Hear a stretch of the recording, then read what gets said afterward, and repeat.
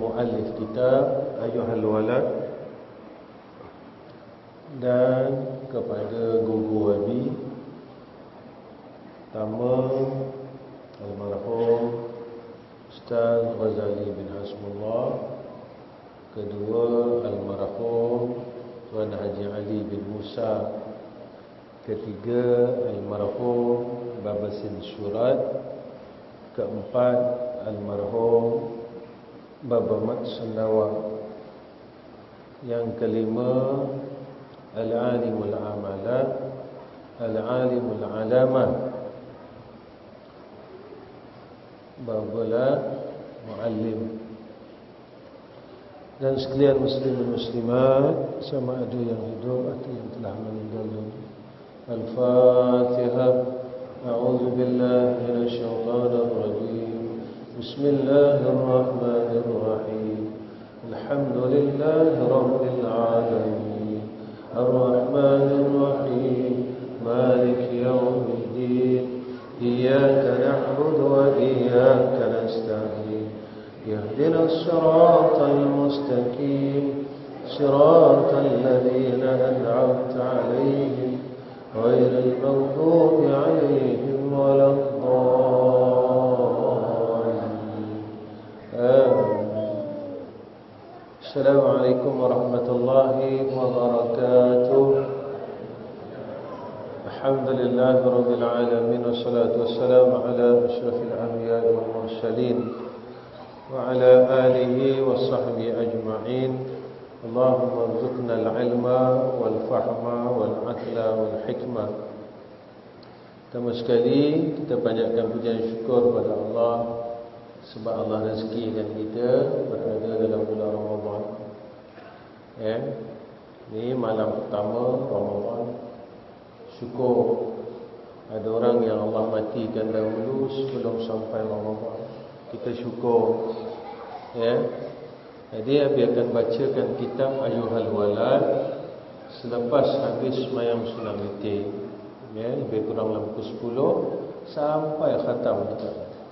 Jadi mungkin insya-Allah kitab ni nipis, mungkin dalam 20 Ramadan atau sebelum 20 Ramadan dah selesai. Kita minta barakah Ramadan, mudah-mudahan dengan kitab yang kita baca kita boleh jadi orang yang baik.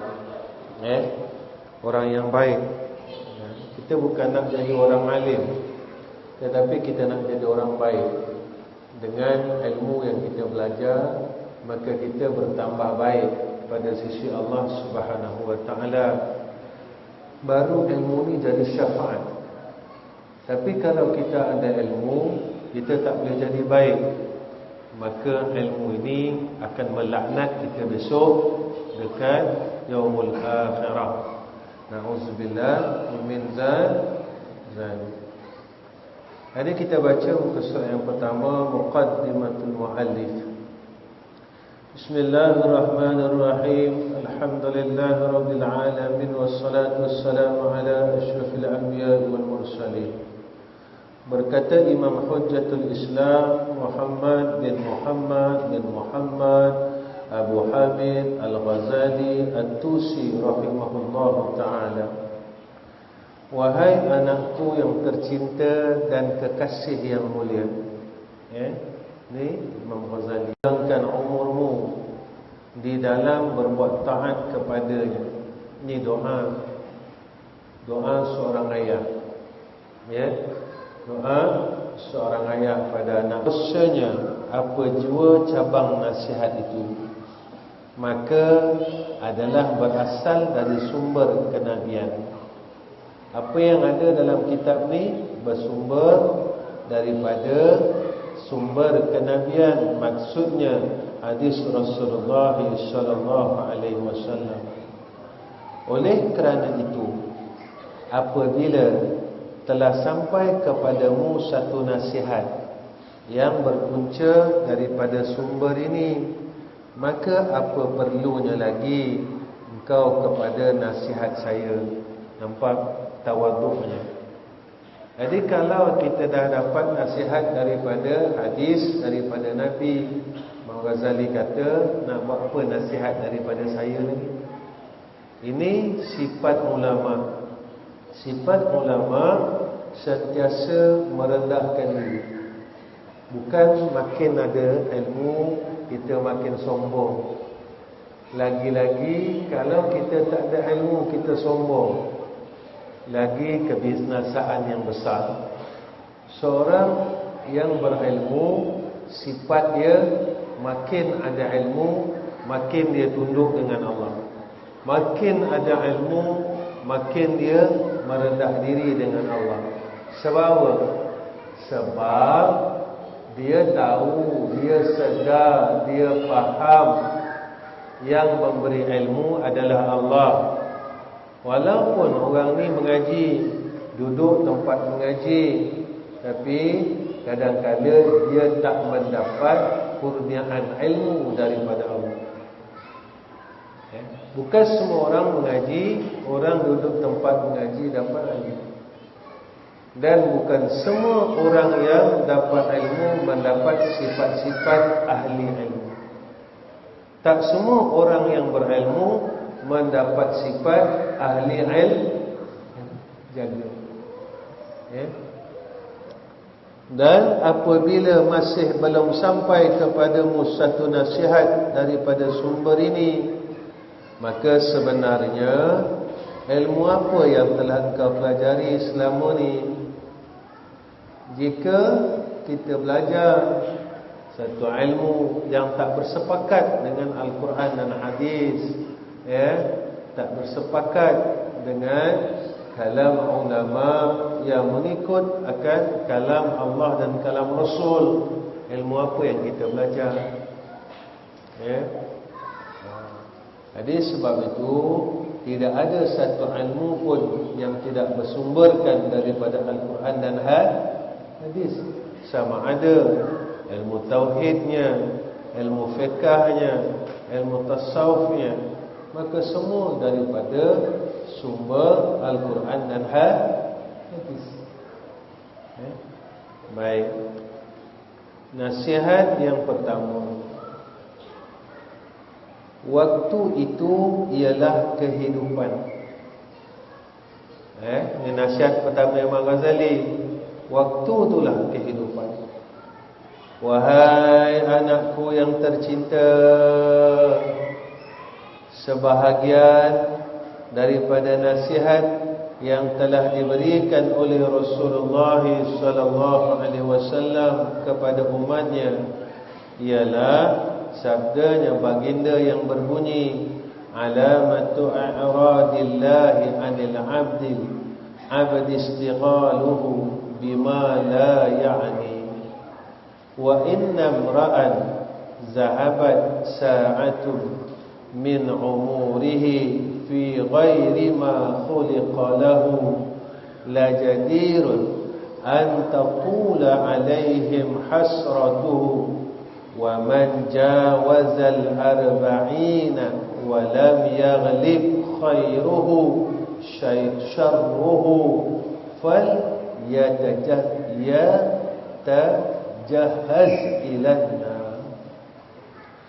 Artinya adalah dikira sebagai tanda berpalingnya Allah Ta'ala daripada seseorang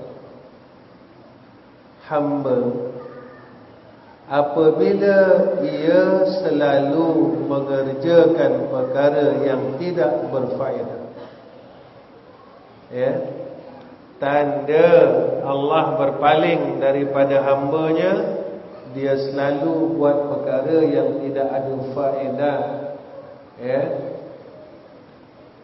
Dia buat benda tak ada faedah, yang tidak ada faedah pada agama. Itu tanda Allah mula tak nak pandang kita. Allah tak nak pandang kita buat perkara-perkara yang menjadikan seorang hamba itu jauh dengan Allah, yang tak bersepakat dengan Allah, yang tidak diradai oleh Allah. Tak kisahlah pada perkataan kita, kita buat perkara yang tidak berfaedah, ya. Pada perbuatan kita, kita buat perkara yang tidak berfaedah. Zaman sekarang banyak orang buat benda macam tu, ya. Dulu masa Abi kecil-kecil, guru Abi dia cerita seorang gembala kambing yang suka menipu. Cerita, ya. Dia ni gembala kambing. Satu hari dia jerit dengan orang kampung, tolong, tolong, kandang kambing saya terbakar. Jadi orang kampung pun datang sampai dekat kandang kambing ni, dia gelakkan. Dia kata apa? Saya gurau ya. Malam seminggu selepas itu ke malam esok, dia buat lagi, tolong, tolong, kandang kambing saya terbakar lagi. Jadi orang kampung datang bawa air, bawa apa, dia gelak lagi. Saya gurau ya. Kali ketiga dia jerit, tolong, kandang kambing saya terbakar, rumah saya pun terbakar. Orang kampung kata apa? Alah, dia gurau. Padahal jeritan dia yang ketiga itu memang betul-betul terbakar. Besoknya orang kampung datang, kandang kambing dia terbakar, rumah dia terbakar. Lalu orang kampung kata, kami ingat kamu bergurau lagi. Sebab pertama bergurau, kedua bergurau, jadi ketiga pun orang kata gurau. Jadi zaman sekarang macam itulah, kan orang suka bergurau. Apa nama, prank. Jadi lama-lama berlaku perkara yang betul, orang tak percaya. Sebab orang dah ramai suka bergurau. Inilah perkara yang mendatangkan, ya, tidak berfaedah, sehingga kan boleh menjadi mudarat di. Baik itu kita ni sebagai orang Islam telah diajar, ada gurau yang dibenarkan, ada gurau yang tidak dibenarkan. Jika mana gurau itu sehingga boleh menyakiti hati orang lain, maka hukumnya jadi berdosa. Ada gurau yang dibenarkan, iaitu gurau di antara suami dan isteri, ya, supaya menyukakan hati si isteri. Bergurau pada seorang ayah yang bergurau kepada anak-anaknya kerana menyukakan hati ahli keluarganya, ya. Maka sebab itu gurau ni ada batas, ada batasnya, batas syaraknya, ya. Baik. Dan seandainya ada satu sahaja daripada umurnya yang telah digunakannya pada barang yang merupakan, pada barang yang bukan merupakan tujuan hidupnya. Apa tujuan hidup kita? Allah sebut dalam Quran, wa ma khalaqtul jinna wal insa illa liya'budun. Dan tidak aku jadikan jin dan manusia, melainkan manusia dan jin ini melakukan ketaatan kepada Allah, ya. Tapi kalau hidup kita gunakan selain daripada itu, maka tak ada faedah. Lalu kita kata, pekerjaan dunia juga ibadat, betul, tapi bersepakat dengan syarak.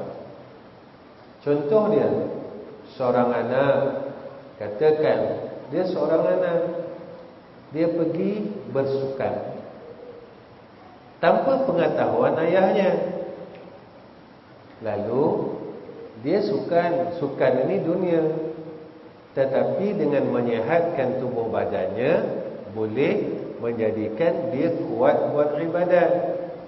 Badannya sihat, sukan itu boleh jadi ibadat dengan syarat, maka tidak terkeluar daripada syarat. Contohnya pakaiannya, ya, sukannya yang tidak melanggar syarat boleh jadi ibadat dengan dia bersukan. Pada ketika itu dia ada kekuatan untuk bangun malam, salat subuh dan sebagainya. Tapi kalau dengan dia bersukan sehingga sembahyang subuh pun tak, maka sabit daripada sukannya itu dia jadi berdosa, tak boleh jadi ibadat. Dan dia bersukan, tetapi alhamdulillah dia boleh buat bangun malam, sembahyang tahajud. Tetapi perginya itu tanpa dengan izin kedua bapanya pada ketika itu. Sebab apa? Sebab dia rasa dia dah besar.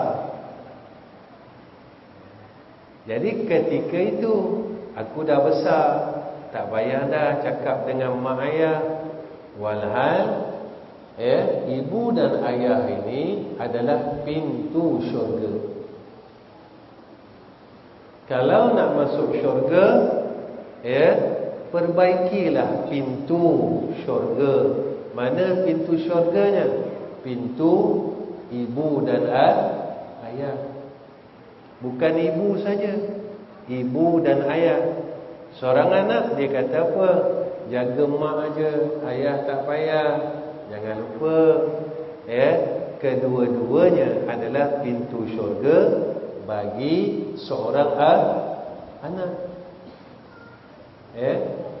Sebab itu, kata ulama, dua ibu bapa itu melebihi kewaliannya, menyamai kewaliannya seperti mana 70 para wali. Tapi kena sepakat. Dan perintah ibu bapa itu juga kena tidak melanggar syarat. Sebab tidak ada wali Allah yang melanggar syarat. Mana ada seorang wali Allah yang menyuruh buat jahat? Kita rasa bahawa kehidupan kita ni betul, rupanya ada salahnya. Contohnya, ibu kita tak bagi sembahyang, kita tak boleh ikut. Sebab perintah itu perintah yang melanggar syarat. Ibu pun kata, ayah pun cakap, dah tak payah mengaji agama. Walhal mengaji agama itu wajib. Maka seorang anak tidak berdosa jika mana ia melanggar akan perintah tersebut, kerana perintah yang tak bertepatan dengan agama tak wajib kita ikut. Sebab tak ada wali yang melarang seseorang itu berbuat baik. Tapi seorang ayah kena ingat, maka pada anak itu, jika dia perempuan dah tak ada kuasa, setelah mana kita nikahkan dia, habis. Ini kesilapan kadang-kadang seorang ayah, kesilapan. Jika seorang anak perempuan yang telah berkahwin, datang dua perintah, perintah suami dan perintah ayah, dan perintah ibu, wajib ia mendahulukan perintah suami. Jika mana ia mendahulukan perintah ayah dan ibunya, langsung dia mengingkari perintah suaminya yang tidak melanggar syarat, maka hukum dia derhaka. Ingat, ni agamanya macam tu. Kalau rasa-rasa tak ada, jangan kahwinkan anak perempuan. Dia ikut cakap kita sampai mati. Tetapi seorang anak laki-laki wajib ia menuruti akan perintah dua ibu bapanya sehingga anak itu meninggal, sehingga ayah dan ibunya meninggal dunia. Betul tak Pero Nabi cakap ni? Betul. Awal mana awal? Tak awal. Betul awal. Jadi jadi ayah besok kena macam tu. Lalu orang tanya, kalau macam tu, susahlah ustaz, seorang anak perempuan kena ikut cakap suami dia. Carikan suami yang saleh, macam tu, yang tahu hukum hakam agama. Jadi seorang suami yang saleh maka ada sifat toleransi. Itu dia. Tak boleh dah balik rumah ayah awak sebab awak dah kahwin dengan saya. Maka seorang suami kena ada toleransi. Nanti sampai masa ni awak balik rumah ayah awak, tapi awak kena ikut saya sebab kewajipan dan hak yang menanggung dosa awak tu saya. Wajib memberi nafkah itu saya. Ayah awak dah tak wajib dah. Macam tu. Tapi kalau kita ikut agama, selesai. Kita ikut ilmu, selesai. Macam tu, senang je hidup ni. Iaitu untuk beribadat kepada Allah. Itu tujuan hidup kita. Ada orang tanya Nabi, kenapa menantu Nabi semua dengan Nabi? Ada rahsia. Sebelum menantu Nabi masuk meminang, diorang kena jumpa Nabi dulu. Sebab Nabi bagi syarat.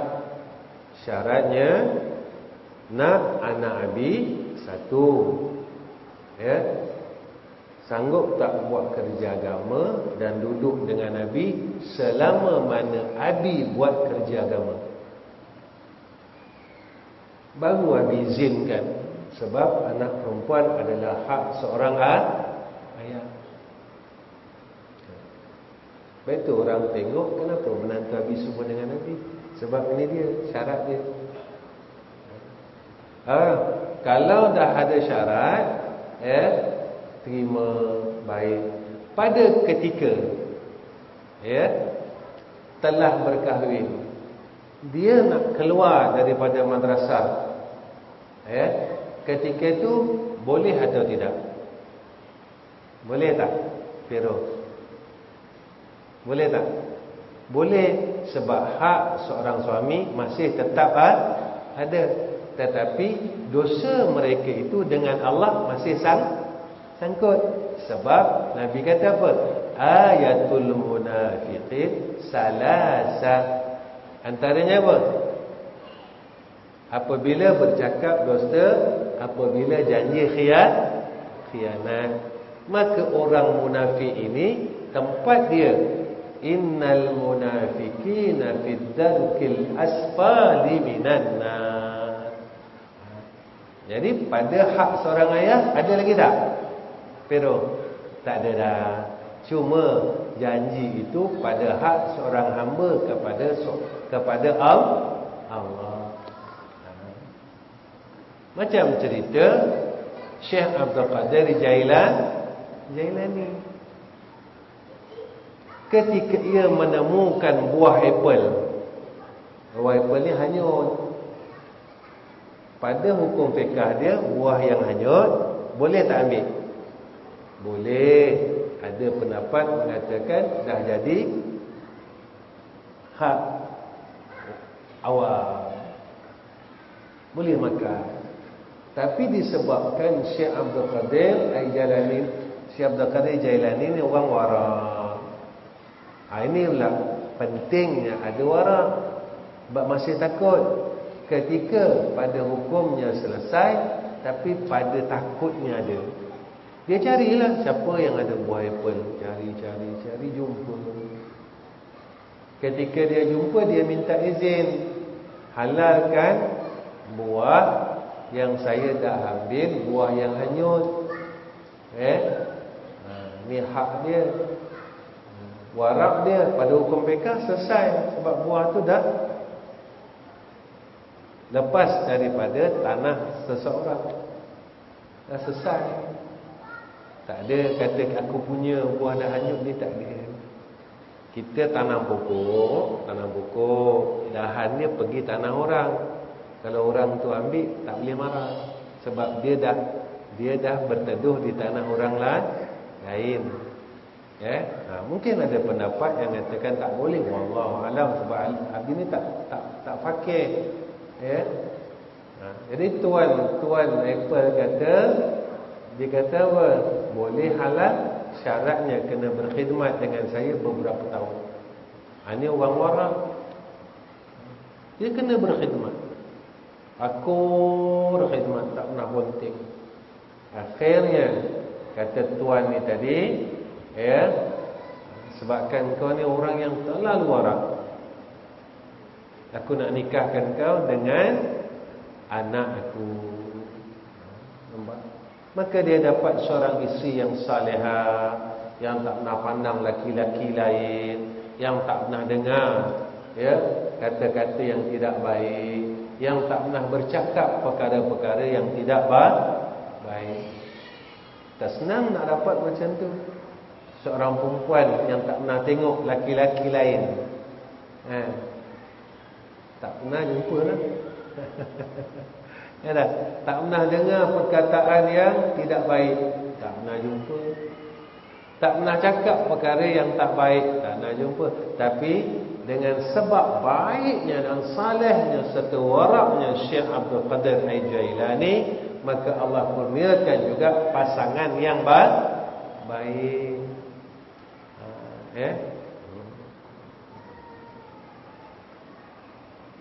Maka layaklah bahawa akan panjang penyesalan pada hari kiamat nanti. Siapa yang tak nak buat baik, dekat sana menyesal. Sebab Allah dah bagi masa, Allah dah bagi peluang, kita tak nak buat baik. Siapa yang umurnya lebih daripada 40 tahun, sedangkan kebaikannya masih belum dapat melebihi kejahatannya, maka layaklah ia mempersiapkan dirinya untuk masuk api neraka. Siapa yang umur dia 40 tahun, jahatnya lebih banyak dari baik. Asyik nak membawang aja, tak henti-henti. Umur dah naik dah, nak kata orang, nak cerita hal orang. Ibadat tak banyak, nak jadi jahat lagi, terus jadi jahat. Maka kata, apa kata Nabi sallallahu alaihi wasallam, siap-siapkanlah, siap-siap diri masuk neraka.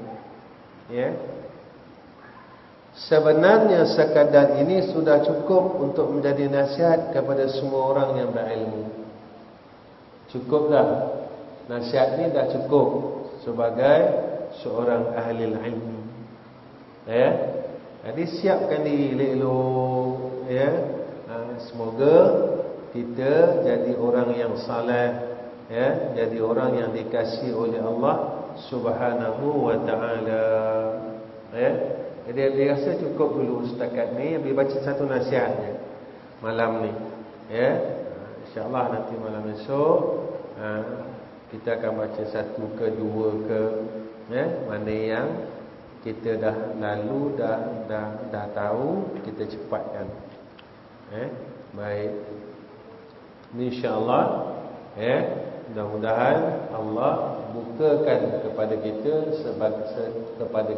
segala pintu ilmu dan kebaikan, dan Allah mudahkan segala semua urusan ibadat kita dalam bulan Ramadan ini, dan juga selepas bulan Ramadan, sehinggalah akhir hayat kita insya-Allah. Dan Allah kurniakan kepada kita keberkatan dalam hidup, dengan dikurniakan barakah. Pada ketika itu Allah iringkan bagi orang yang telah mendapatkan keberkatan, yaitu ketenangan. Dia akan jadi tenang, hidupnya tenang, tak keluh kesah. Ini orang yang berkat hidupnya. Kita tak mau ada duit tapi tak tenang, bergaduh. Ada rumah tapi tak tenang, bergaduh. Ada motor baru tapi tak tenang, bergaduh. Kita tak nak macam itu. Kita nak dapatkan keberkatan dari semua perkara. Wa akhirul kalam. Assalamualaikum warahmatullahi wabarakatuh. Bismillahirrahmanirrahim. Alhamdulillahirabbil alamin. Wassalatu wassalamu ala asyrafil anbiya'i wal mursalin. Allah wa ala alihi wa sahbihi ajma'in. Ya Allah, Ya Rahman, Ya Rahim, Ya Hayyu, Ya Qayyum.